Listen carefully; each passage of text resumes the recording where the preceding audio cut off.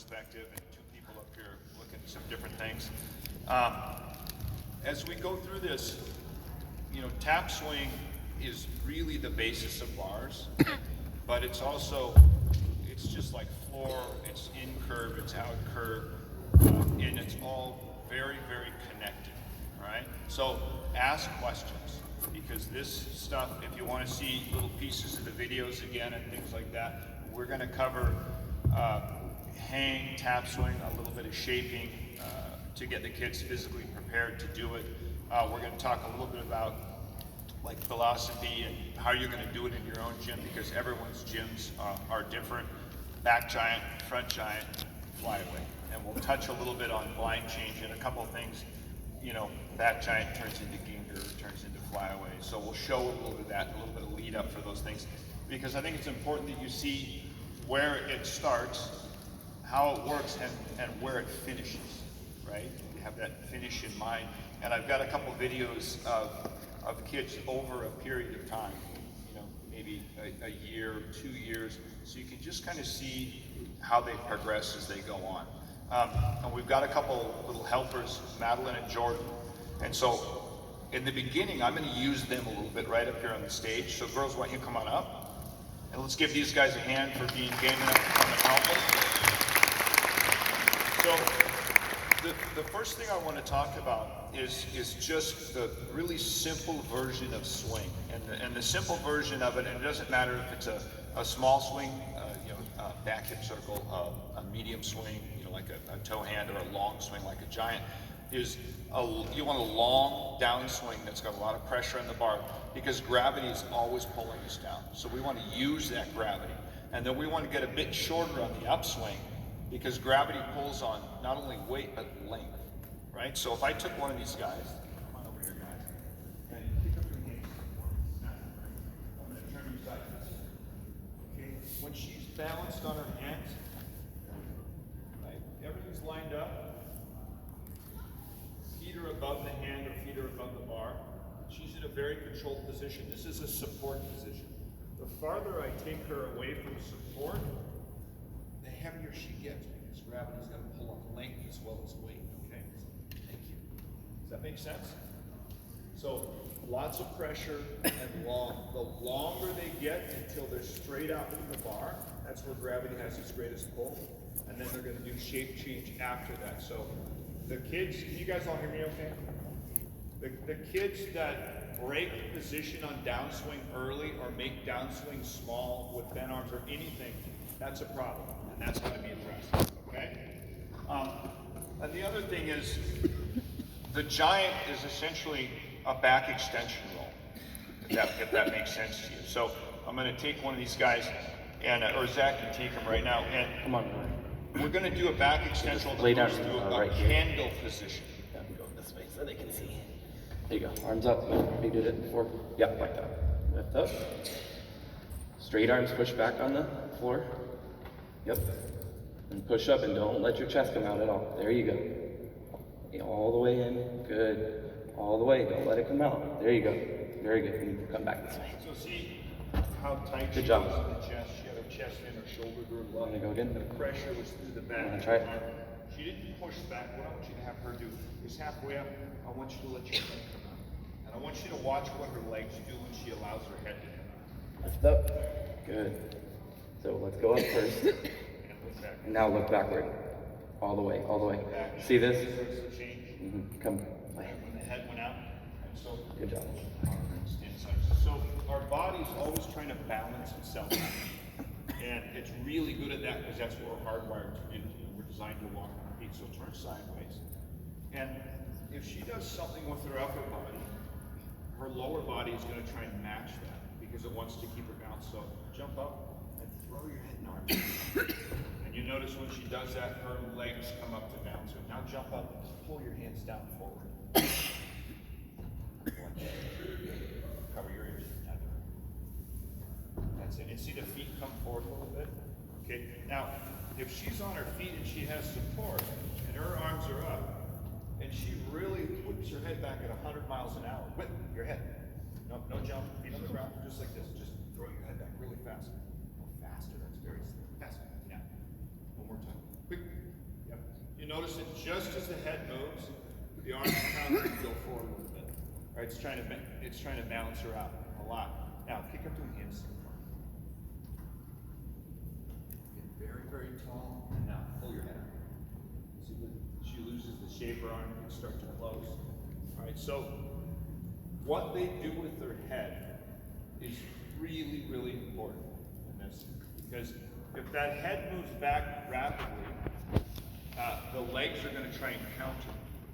Okay, and if her base of support is her hand as she's swinging around the bar, not only are her legs going to counter back the other way, but her armpits are going to break it as well. Okay, and when we're going up and upswing, as you saw Zach did, it was a candle shape. It was close to the bar, right? It was short.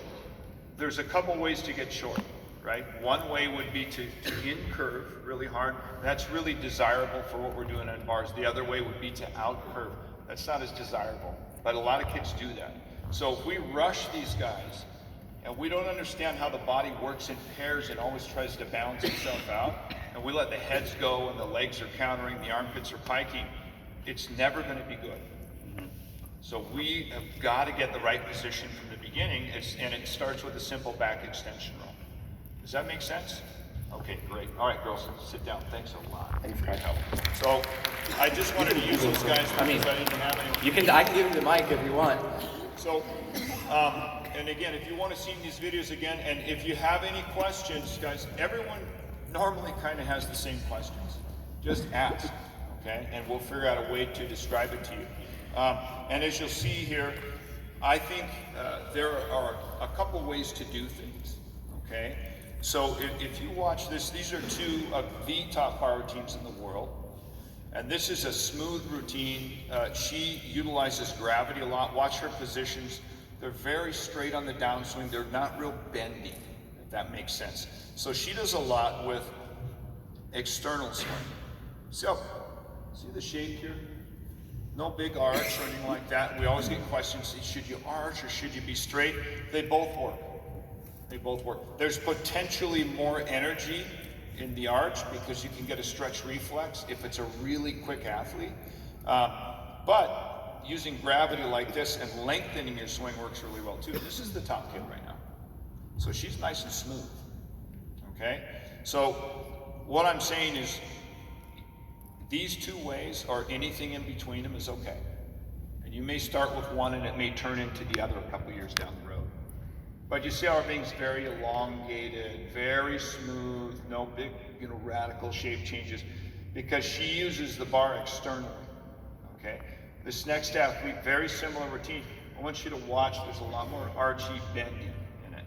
And I'm gonna stop it before we do it, and I'm gonna point out to you that if you were gonna kick a soccer ball, you wouldn't do it like the little or with a real stiff leg. You'd wind your leg back and get as much energy in it as you can.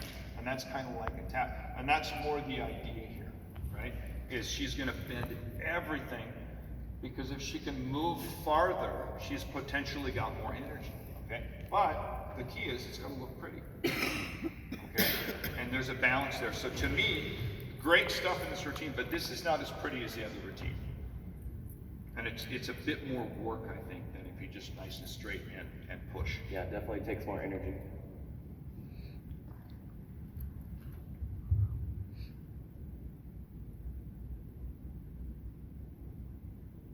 So you see the differences? She's using her chest more, dropping her shoulders. Every drop leads with the belly before it snaps through. Right, but great stuff, right? Great stuff. So either one of those, anything in between is fine. Whatever works. Those athletes are both individuals, right? And you got to coach the individual. So I start really thinking about swing when I start kids. Okay, so if you look at this position, she's jumped back, she's pressed, her ears are covered. So if I took that and I tilted it up and swung it down, that would be a really good downswing. Okay, so it starts in the beginning. The head position, you can see where she's looking, she's extended, and then I start working in the front, working on the head position nice and long. And this is swing. If you watch her, she's going long and short. Right? This is just a little kip complex where she goes glide kip, drop kip, reverse kip. She just keeps going. I think all that kipping complex things like that is really important because at that age and that level, they're either not able to or safe to or they're scared to be on the high bar and really actually swing. But she's swinging all around the bar on her hands and she's very safe and confident and comfortable, and you're not having to worry about her flying off or her being nervous about flying off, but she's still getting work all the way around the bar, on top, underneath, in front of, behind the bar. So the concept starts with a kip. Yep. It's a basic swing, long down swing, short upswing, circling the bar. So I popped some videos in from training yesterday, and so here's just, let's look at a giant, and this is Addison Fata yesterday, and she's got a pretty powerful giant. She can double layout out of it. So if you just watch it, we're going to take this one and we're going to break it down.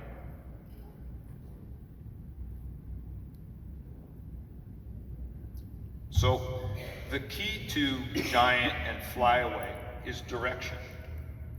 Okay, so she's got a swing, and you can see she's pressed through the front of the rail, and her hip and her center of mass is moving upward. Okay, if she was moving outward and she tapped early, she would go out and her giant would stall. But she's getting her center of mass turned under, going over the bar, and this is what we want. Because when we make the shape change, see how her hips turned under and she's moving that direction. That's desirable. And so how are we going to get that? That's the key. Okay, we're going to get that with the downswing we talked about. So let's look at the front part of her giant. So she's very long here. You can see she's extended past the low bar and she's almost flat, and that's what we want. And then she's going to have a shape change to get past the low bar. And you can see that she straddles and she shortens with her hips and her chest a little bit.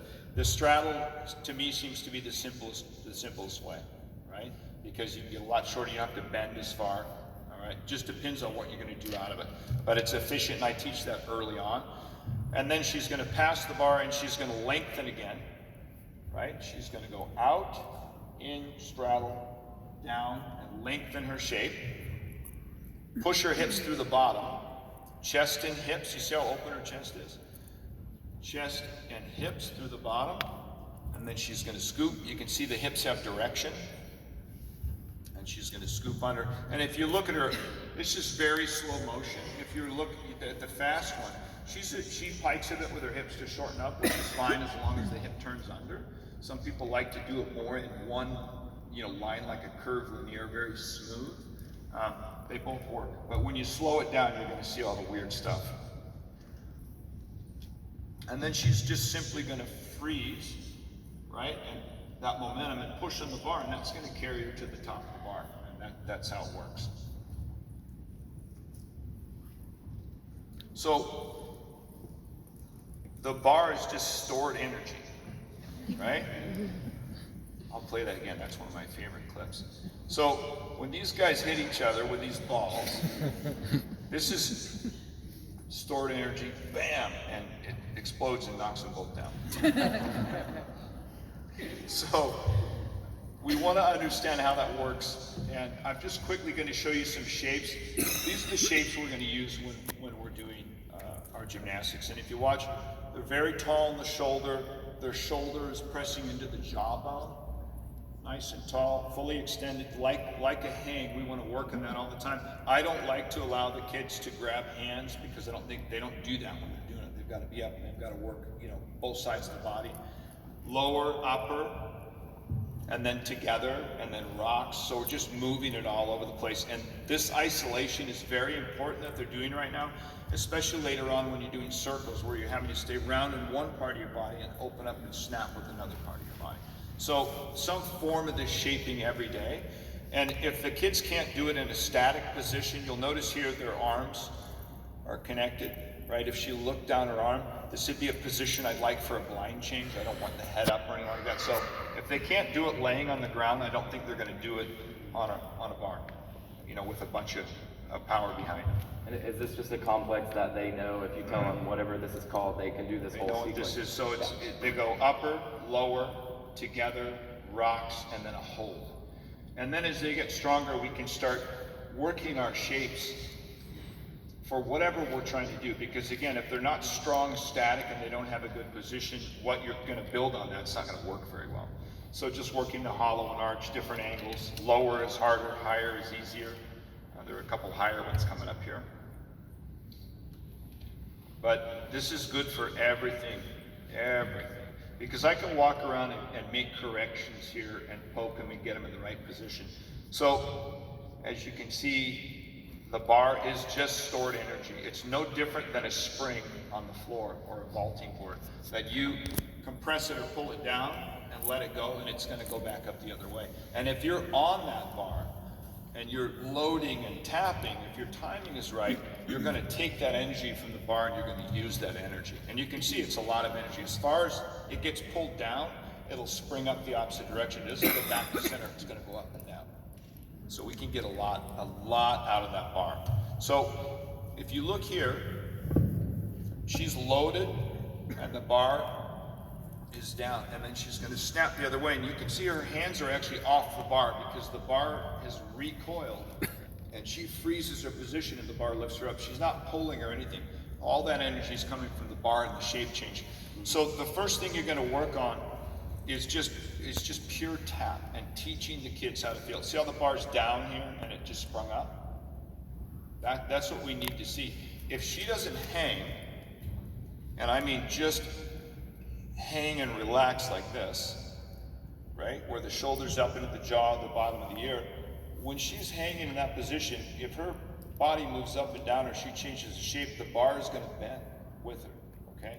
If she is in this position, which a lot of our little kids are, and Caitlin likes to do this, she's a very strong little kid, so she likes to pull, right? But if I pull and drop my shoulder, my back is going to arch, and now my hips probably aren't going to turn under. So this is, we do not want to do this. And I want you to watch from the side here. See the position of her back and her hip when she contracts all those back muscles? She arches and her hips turn the wrong direction. Yep. This is crucial, and if you ask a little kid to jump on the bar, most likely they're going to be pulling like that, just hanging on. You say hang on the bar, and that's what they do. They just don't understand. Put all the weight on their hands and relax. So that's from pre-team all the way through your highest level in the gym. You guys have to be very conscientious and watching for that. A really good drill natural is just have your kids hang for a minute every day. Yep. Just let them hang and fatigue and feel the stretch, and it's good for them. It's good for their spines as well. But watch her shape when she drops it down. Back gets flat, hips get under, and that's what we're looking for. And if you want to see what type of a line your athlete could have, because they're all built differently, these two little guys are built completely differently, hang them from a bar and let them extend. Okay, that is your handstand, right? Fully extended, shoulder girdles up. So if you watch this, you can see, right? And what do we want? We want a tall, long downswing. So if they learn how to hang and we can just flip them up on their hands, it is the same position. It's just like exactly what she looked like when she was hanging. So look at this line and look at this line. The last one's a lot harder though, isn't it? The handstand to get it up in the shoulders. So what we're going to start working on is just a pattern of movement. And what I would suggest for you is you have a simple, what I would call a step system in your gym. And it can be your own system because we all think a bit differently. And you're going to go up the steps and down the steps. And everyone, we do that every day. Everyone needs to be used to going up and down the steps. Because if something breaks down, we want to go down to the step that's broken, we want to repair it, and we want to move back up. If we don't use a step approach, we often have to go back to the first step and redo everything, which we don't want to do. So we want to break things down. So your system can be, I wrote down some systems that I like. It can be one piece that builds into many pieces. It can be a simple skill to a more complex skill. It just depends on how you think. It can be small to big. It can be slow to fast, right? Or it can be a combination of any of those things. And so she's starting here with a simple, slow movement, not allowing anything to happen with the shoulders, but trying to do everything through the chest and the hip or the spine. And then we like that, we start to speed it up, and you'll notice that with the speed, the bar starts to bounce. So now we're learning to load the bar. If she was doing this, pulling, the only thing that would move when the bar pulled up and down would be her shoulder. Her body would be still. Does that make sense? And that's where we lose that energy in the turn under of the hips. And then we like it, so we're going to speed it up even more. And you can see on this one, this is just a little drill I popped in at medium to get something for them to kick at, right? And the next one's faster, and you'll see her freeze, and the bar will actually throw her off the bar, right? And that's what we want them to start to feel. So we really want to develop this part. So that's what I would just call a pure tap. We're not doing a lot of swing. We're just tapping, just loading the bar. And then we want to start to add some swing to that. So what are we going to do? We're going to do a ton of work on downswing. Nice, long, and you should be doing this with your little guys all the time. Doesn't matter if it's a back chine or front chine, same thing, right? Fully extended, nice and long, good shape. And then we want to start to develop the pressure and the tension on the body to push on the bar and fall, right? To not break position or anything like that. Because as soon as we break position, the chest rapidly drops to the bottom of the bar, and once the chest hits the bottom, everything tries to catch it. So if the chest is early, the tap will be early. We want to control it a little bit. So this is a homemade froggy machine thing where they just put a band around, they just slide the weights in and out. Very cheap. But a great tension drill. This is another one that's a little more specific to the giant. So they just push the mat out. At the end, you'll notice they'll do a bit of an arch and they'll straddle a little bit. So I'm just trying to get the pattern of movement there, right? Where they're pushing the whole time. And I think that's important too, is, there has to be a point of contact for there to be tension. So there has to be a starting point and an ending point. And a lot of the times, especially when we start on giants and a big long swing from a handstand, they have a straight body, but they don't have tension. So they're actually just falling down. They're not falling out. And they're not, there's no tension from the bar to their feet. They lose that. And so they're just falling. And so they're not creating any energy. They're just using the energy that they're getting from gravity. So a good cue for your athletes is you want to fall away from the bar. You don't want to fall down. You want to fall away from the bar. How early do you teach the straddle tap, and what kids are best to do that versus do together? I teach a straddle tap really early when they're little because I want that pattern to be in their movement, and it may only be an inch or two, but so it's there because they're going to grow. Okay, and I do it with most kids. Like if I had someone from the beginning, that's what I would teach. If I got someone and they were, more developed and they'd done another technique for a couple of years, I'd probably stick with that. I wouldn't try and change it unless it's a really great kid, because once you've done a pattern for a long time, it's hard to break it. And even if you break it in a training situation, the likelihood is that the old pattern will come out when they're under stress and pressure and their mind is in other places. So pick your battles wisely with that one. But that's my favorite way to do it, is a little straddle right from the beginning. So the upswing, where we want to get short, the candle shape is nice.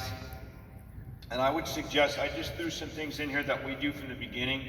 To me, a blind change is a crux skill for these kids. And they need to learn to swing and have direction of the leg over one hand and over the other hand very, very early in their development, so it's no big deal, right? Because if they have issues or the early blind change and they don't know how to swing their blind change, it's going to be a problem for you later on. So you'll see Jenna even in the rocks, just rocking, working on tension, working on the shape, and going a little bit to the side, a little bit to the side. If you tipped it up more, it's a gain. But it's a pattern I want to develop very early, so they're getting everything, every direction. Does that make sense? I don't know many level 10s that don't have a blind full into something because it's that DD connection and it's 4/10. So teach it really, really early. So in the beginning, teach it big, really exaggerate things, because you have that aha moment where you do something and you just go, oh wow, I get that, I feel that. It's going to happen more when it's a big movement. They're going to learn it faster, they're going to feel it more. So the beginning of the tap, It's just that hollow, just that relax, right? So everything comes to the bottom at the same time. And so I'm going to start on one end to the other end, and I'm going to bring it back. And again, you can see, I like drills like this where they have to keep their head still. I like my athletes to actually be able to look forward and see their legs come into the picture and follow their legs until they get to the top, and then maybe subtly look down their arms as they shift their wrists, but not whip that head back, okay? And don't always watch the very best athletes because they're masters, and you know, they could probably look over at you and say, hey, how's it going, you know, when they're doing it. But the little kids, don't teach them that from the beginning. But when they're really good, they have a lot of control. They can do a lot of things. But teach it extreme, you know, keep that head in, watch those legs. So any drill you can figure out that's kind of automatic, like they have to do it the right way, that's the drill I'd go with. And the drills I broke down here are the simplest ones, all right? So this is putting those things together. So she rounds, relaxes, and taps, and really curves over the bar, okay? And I want you to think about the compulsory routine that has the pullover in it, right? That's why it's there, okay? Because if we added more downswing and there was more force pulling her away from the bar, she would start to get farther away from the bar and stretch out until we were in a giant. Can you do that again? Sure.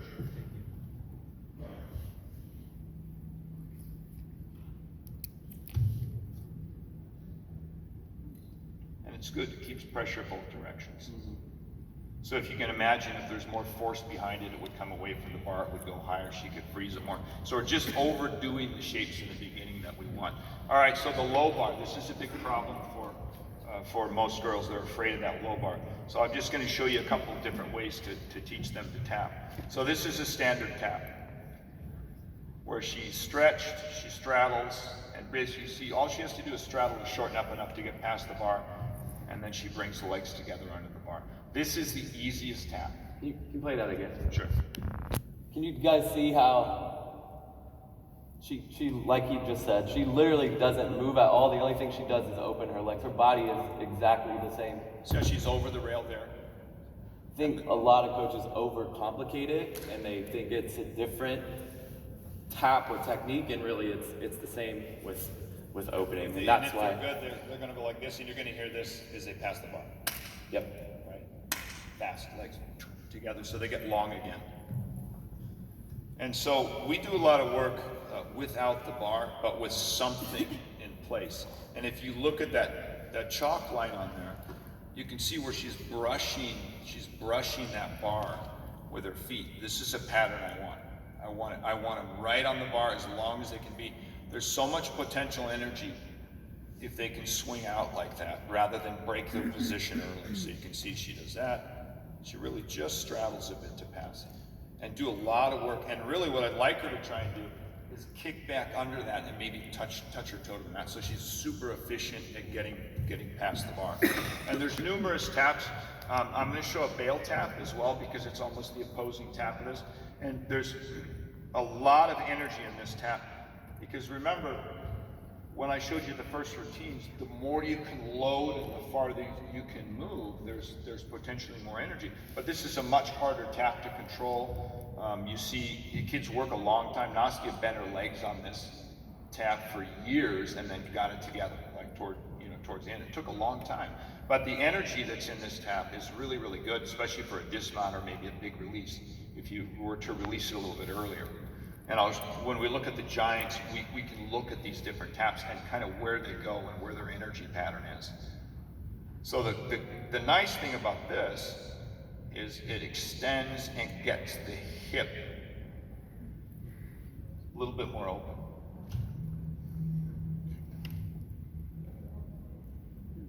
And you can actually see her, if you watch this one carefully, and this is what they need to be able to do. If you were in training with the seniors or the juniors, and you were standing beside the bar, half the time the kids pass the bar, it's like this. They're this close to the bar because they're that good at what they're doing, and they're very, very long. So see how she kicked the mat there? Just barely. Right there. Do you keep all your kids fig? No. No, I don't keep all my kids fig. If they're doing elite, obviously they're going to be fig. And a lot of the kids that swing fig for a long time just like to stay there. But I either do fig or straight out. We just call it fig and big. Yeah. And that's it. So we have 2 settings, and that's all we use. So you do all the straddle and all that still with the big setting, even Yeah, if they're... yeah. And guys, with your little kids, personally, I do not recommend swinging with really wide bars, because then they never have to deal with that low bar until they get, or shape change or anything. And you're going to have that, and you want that pattern. If they learn to swing straight, and just short by pushing their head back, you're going to be in trouble later on, right? So get the bars close in the beginning and make them work around the bar. Yep. So, well, I'll let you talk about this one. Sure, so this is just kind of another exaggerated tapping drill, just working on getting that shape. I'm really forcing her, I'm holding her legs and almost pushing her back down so that she can feel that rounding shape. Obviously, you kind of have to have a specific setup, a strap bar and a trench. I probably wouldn't do this drill on a real bar unless you have a really talented athlete that you trust a lot. But it's really just forcing her to be in that shape, because if she swings up and her chest is coming out, I'm going to get out of the way. She's going to go over the bar and I'm not going to get kicked. It's hard to see from this angle, but I'm like physically reaching over. The bar is like right here and I'm reaching over the bar. So as soon as I can grab her and really force her chest down and in, so that as she comes around, she's in a really nice shape. I do a similar drill, but I like this because if you look at his position, she's trying to tuck under and drive her quad into his hands. So she's got something, to look at and drive her leg towards. And I think that's a really good thing. And I do a similar drill. That's why I popped this on here, right here. Just the same thing, same shape. I just do it from the side. So what I want the kids to develop is, so I know she can go over, but I'm not going to let her go over until I really feel some power behind what she's doing. And she's in a strap bar right now, which I recommend highly, because you can do high repetitions and not burn the kids' hands up. You are going to have to deal with the friction of the real bar, and I'll go into that in just a minute. But just back and forth, and you can see the open at the bottom and the opposite shape on that side. So it's almost like pretty much a 180-degree rule. What you do on one side of the bar is going to probably show up in opposition on the other side of the bar. So you can kind of look at that and make a lot of adjustments in your downswing. Right. Does that make sense? So I weight my kids. I put weights on their ankles. You could put tennis shoes on them, and I put foam between their shoulders and their ears at least once a week. And so they have to stay long, and they have to feel the direction. If you have weight on your feet, you're going to feel the direction of your tap. If it's early and moving out, if it's really scoopy and moving up. And they have to know both, right? Because one might be a flyway, one might be a giant, one might be a release. And you can barely see the foam tucked in behind her ear. It's hanging out there. And just swing. And you'll notice that she never bent her knees. She didn't do anything. Everything is straight, and she starts with small, straight swing, and she has to bend her whole body. That's what I want. I don't want them to start by bending their knees or pulling them. I want it straight, and it builds, right? Just really good pattern of movement that I'd like to see in these guys. Nothing sloppy.